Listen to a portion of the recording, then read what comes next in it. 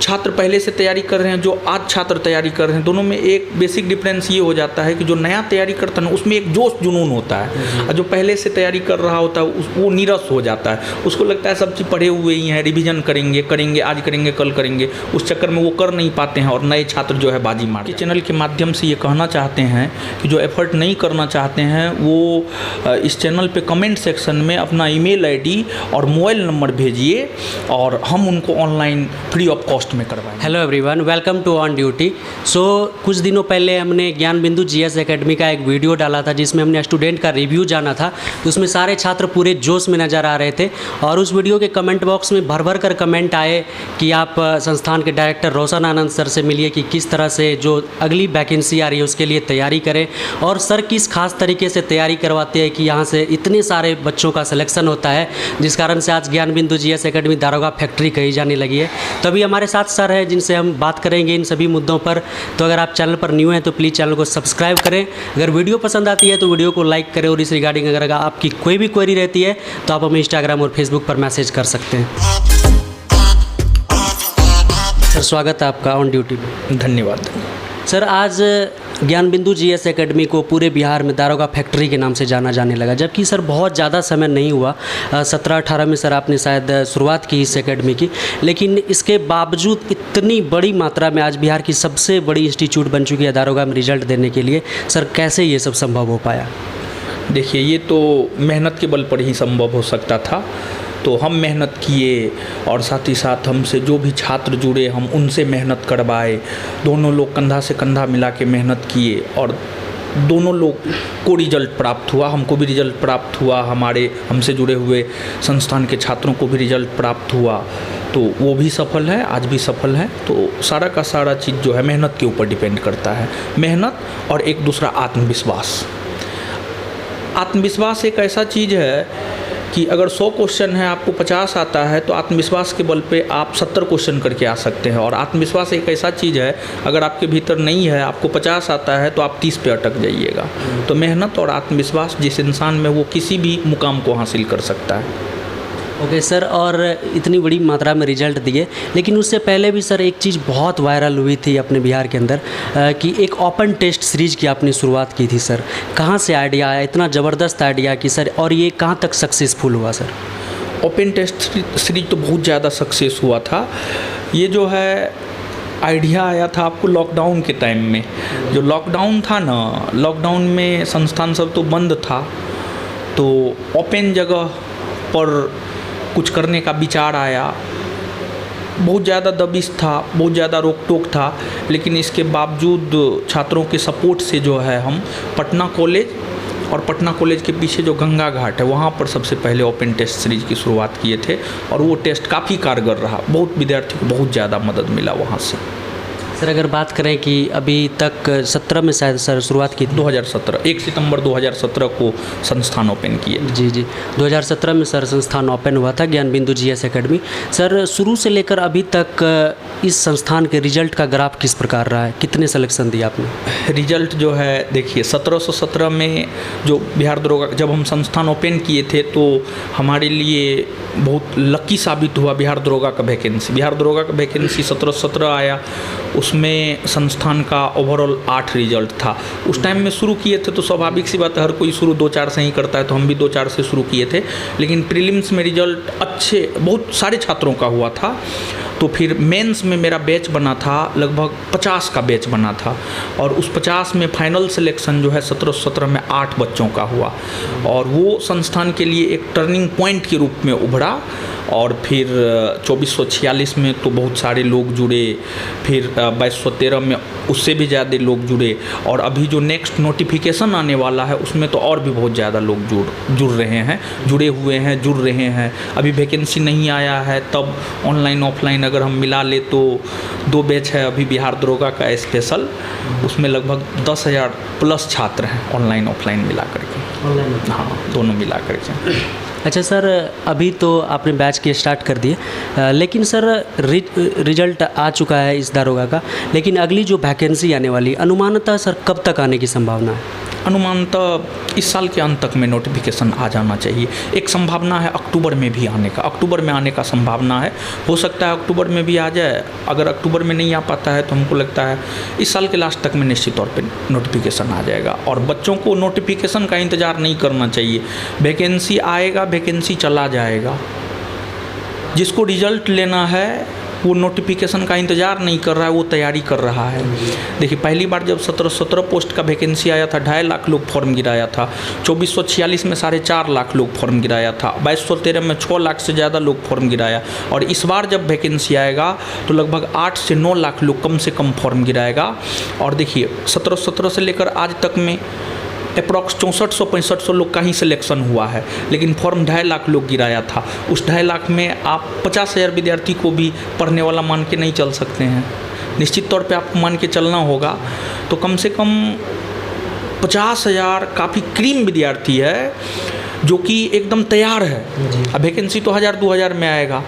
तो जो नए एस्पिरेंट है, जो नए छात्र है, उनको टक्कर देना है उन छात्रों को जिनका तैयारी हो चुका है। तो छात्रों को अभी से काफ़ी अच्छे ढंग से, व्यवस्थित ढंग से, सही तरीक़ा से पढ़ाई में लग जाना चाहिए, तभी उनका फाइनल सिलेक्शन हो पाएगा। लेकिन जो छात्र पहले से तैयारी कर रहे हैं, जो आज छात्र तैयारी कर रहे हैं, दोनों में एक बेसिक डिफरेंस ये हो जाता है कि जो नया तैयारी करता है ना, उसमें एक जोश जुनून होता है। और जो पहले से तैयारी कर रहा होता है वो नीरस हो जाता है। उसको लगता है सब चीज़ पढ़े हुए ही हैं, रिवीजन करेंगे आज करेंगे, कल करेंगे। उस चक्कर में वो कर नहीं पाते हैं और नए छात्र जो है बाजी मार जाते हैं। तो नए छात्र में जो उमंग होता है, जो जोश होता है, जो जुनून होता है, उस जुनून को अगर नए छात्र बना करके रखेंगे तो हमेशा जो है जोश जुनून वाला लोग ही आगे बढ़ा है। तो हमको लगता है कि हमने जो रीड किया है कि जो पुराने छात्र हैं उसको देख रहे हैं, छट जा रहे हैं, लेकिन जो नए छात्र आ रहे हैं वो एकदम फाइनल सिलेक्शन लेके चले जाते हैं। और संस्थान की सबसे बड़ी खासियत ये है कि न्यू कमर जो है ना, जो ग्रेजुएशन करके आया वो तैयारी करना शुरू किया, वो उसका जो सक्सेस रेट है ना वो ज़्यादा है पहले से। हाँ, पहले यानी पुराने छात्र से नए छात्रों का सक्सेस रेट ज़्यादा है, ये चीज़। अच्छा सर, एक चीज़ और है, इस बार बहुत सारे बच्चे ऐसे थे जो बहुत ज़्यादा पढ़ाकू थे, लेकिन फिजिकल किसी वजह से नहीं हो पाया, क्योंकि जो ज़्यादा पढ़ने में व्यस्त थे, कोई बीपीएससी कर रहे थे, दारोगा दिए थे, तो उनका फिजिकल नहीं हो पाया। वो इस बार अधिक प्रेफर होंगे और फिजिकल भी करेंगे। तो उन छात्रों के लिए क्या मैसेज है सर कि वो किस तरह से पढ़े जो कुछ नंबर के लिए नहीं जा पाए मेरिट में? देखिए, जिनका फिजिकल गिर गया, देखिए जीवन में अगर आपको आगे बढ़ना है तो आपको अपने आप को पढ़ना होगा, अपने आप को समझना होगा, और अपने आप को समझ करके अपनी कमियों को पहचानना होगा, और अपनी कमी को पहचान करके उस कमी के ऊपर काम करना होगा, तभी आप जीवन में सफल हो सकते हैं। तो जैसे बहुत सारे छात्र ऐसे हैं जो बहुत ज़्यादा मार्क लाए हैं लेकिन फिजिकल नहीं हो पाया है, तो हम तो उनको पहला सलाह यही देंगे कि अभी नोटिफिकेशन भी नहीं आया है, अभी आप जो है जब तक नोटिफिकेशन नहीं आता तब तक आप ग्राउंड निश्चित तौर पे जाइए। नोटिफिकेशन आने के बाद फिर आप पढ़ाई लिखाई में लग जाइएगा। अब हम ऐसा भी नहीं कह रहे हैं कि आप जो है ग्राउंड जाइए पढ़िए लिखिए, नहीं, आप ग्राउंड भी जाइए, आप पढ़िए लिखिए भी, दोनों काम आप साथ साथ कीजिए। लेकिन अभी आप फिजिकल में छटे हैं, आपको फिजिकल के ऊपर काम करना चाहिए, तो अभी से आप महीना 2 महीना तक फिजिकल के ऊपर काम करके रखिएगा, तो इन फ्यूचर आपके लिए बेटर होगा। तो जो फिजिकल में असफल हुए हैं उनके लिए ये है, और जो 1-2 मार्क से असफल हुए मेरिट में, उनके लिए ये है कि वो 4-5 क्वेश्चन निश्चित तौर पे गलती करके आए होंगे।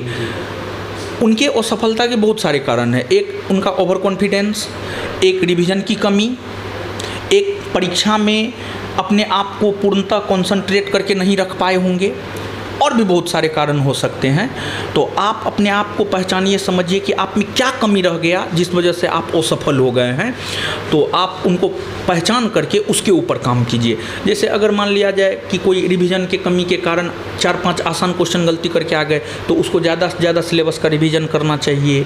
कोई ओवर कॉन्फिडेंस के कारण परीक्षा में क्वेश्चन गलती करके आ गए, तो उसको अपने आप को बैलेंस में लाना चाहिए। और कोई रिवीजन के कमी से नहीं कर पाए बेहतर, तो उनको रिवीजन के ऊपर काम करना चाहिए। सर एक और बड़ा सवाल जो आता है कि जो ग्रामीण क्षेत्र के बच्चे हैं जो यहाँ पर अफोर्ड नहीं कर सकते हैं पटना में रह पाना आर्थिक तंगी के कारण, तो उसके लिए सर कोई व्यवस्था है कि वो आपको क्या लगता है सर वो दारोगा करेक्ट कर सकते हैं, किस तरह से पढ़े हो? क्यों नहीं, 100% कर सकता है। और हमको लगता है कि लगभग इस बार 2213 का हम बात कर रहे हैं। 2213 में बहुत सारे छात्र ऐसे हैं जो संस्थान के ऑनलाइन प्लेटफॉर्म से जुड़ करके तैयारी किए और वे सफल हुए। देखिए, सफलता शहर या गांव के ऊपर डिपेंड नहीं करता है। सफलता आपकी दृढ़ इच्छा, आपका समर्पण, आपके मेहनत पर निर्भर करता है। अगर आप मेहनत करने के लिए समर्पित हैं तो आप कहीं भी रह करके सफलता प्राप्त कर सकते हैं, बशर्ते कि आप सही डायरेक्शन में मेहनत करें। सही डायरेक्शन में मेहनत करके लोग कहीं से भी सफल हो सकता है। और आज तो ऑनलाइन का ज़माना है, ऑनलाइन प्लेटफॉर्म से जुड़ करके लोग तैयारी कर सकते हैं और सफलता प्राप्त कर सकते हैं। सर आपने स्ट्रेटजी की बात की सर, तो जो अभी ग्रेजुएशन जिसका कंप्लीट हुआ या फिर जो फाइनल ईयर में वो अभी फॉर्म फिलअप करेंगे दारोगा के लिए, उसके लिए सर आपका क्या सलाह है कि वो क्या पढ़ना स्टार्ट करे? जो पटना नहीं आ सकते, जो ऑनलाइन क्लास तक एफर्ट नहीं कर सकते, सर वो सेल्फ स्टडी में कौन सा बुक प्रेफर करे? सबसे पहले उठाना शुरू कर दे पढ़ाई, उठाए बुक को। और देखिए, एक बात, सवाल आपका दो है। एक है जो ऑनलाइन कोर्स जो है बहुत ज़्यादा महंगा नहीं होता है, उतना एफर्ट लोग हर कोई कर सकता है। लेकिन फिर भी अगर मान लिया जाए कि कोई एफर्ट नहीं कर रहा है, तो हम आपके चैनल के माध्यम से ये कहना चाहते हैं कि जो एफ़र्ट नहीं करना चाहते हैं वो इस चैनल पे कमेंट सेक्शन में अपना ईमेल आईडी और मोबाइल नंबर भेजिए और हम उनको ऑनलाइन फ्री ऑफ कॉस्ट में करवाएंगे। ठीक है, पहला ये है। और दूसरा बात ये है कि जो ग्रेजुएशन जिनका हो चुका है, हाल फिलहाल में हुआ है, जो फाइनल ईयर में है, वो जब अपना प्रिपरेशन शुरू करे तो वो किस बुक को उठा करके करना शुरू करे। तो ये अच्छा सवाल है और बहुत महत्वपूर्ण सवाल है ये। देखिए, आपका परीक्षा जो है ऑब्जेक्टिव है, क्वेश्चन होता है, उसके नीचे 4 ऑप्शन होता है। प्रीलिम्स में भी, बिहार दरोगा प्रीलिम्स में भी उसी प्रकार से क्वेश्चन पूछा जाता है, मेंस में भी सेम पैटर्न है। तो मेरा अपना मानना है कि अगर आपको बेहतर बॉलर बनना है तो आप ग्राउंड पे बॉलिंग का प्रैक्टिस कर सकते हैं, बेहतर बैट्समैन बनना है तो आप बैटिंग का प्रैक्टिस करते हैं। तो उसी प्रकार से अगर आप वन लाइनर परीक्षा में बेहतर करना चाहते हैं, वनडे परीक्षा में बेहतर करना चाहते हैं, तो घटना चक्र की बुक आती है, पीसीएस घटना चक्र, एसएससी का भी घटना चक्र आता है, रेलवे का भी घटना चक्र आता है, पीसीएस का भी घटना चक्र आता है। पीसीएस का जो घटना चक्र आता है उसमें हिस्ट्री अलग है, पॉलिटी अलग है, ज्योग्राफी अलग है, साइंस अलग है। उनके लिए हम ये बुक सलाह करेंगे, घटना चक्र का बुक लेकर के वो पढ़े, उनका बेसिक स्ट्रॉन्ग हो जाएगा, उनका तैयारी बेहतर हो जाएगा। घटना चक्र का बुक लेकर के वो पढ़े। Sir thank you so much. चलिए, धन्यवाद आप। तो ये थे रोशन आनंद सर, जिन्होंने बताया कि किस तरह से तैयारी करनी चाहिए आगामी जो दरोगा की वैकेंसी आ रही है। और सर ने ये भी बताया कि अगर कोई ऑनलाइन तक भी अफोर्ड नहीं कर सकते, बहुत ज़्यादा गरीब हैं या फिर बहुत ज़्यादा गरीब फैमिली से हैं, तो आप कमेंट बॉक्स में अपना मोबाइल नंबर और ईमेल आईडी कमेंट करिए, सर उसे free of cost course provide कराएंगे। और अंत तक वीडियो को देखने के लिए आप सभी का धन्यवाद। जय हिंद।